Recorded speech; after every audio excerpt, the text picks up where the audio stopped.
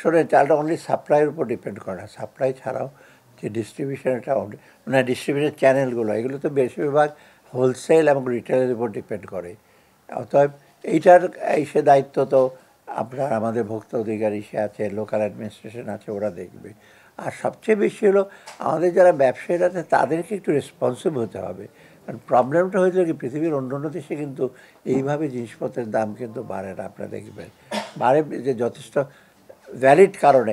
এখানে এখানে দেখা যাচ্ছে অনেক চাল আছে, তবুও হঠাৎ এক জায়গায় ওরা মিলেমিশে এসে করলো।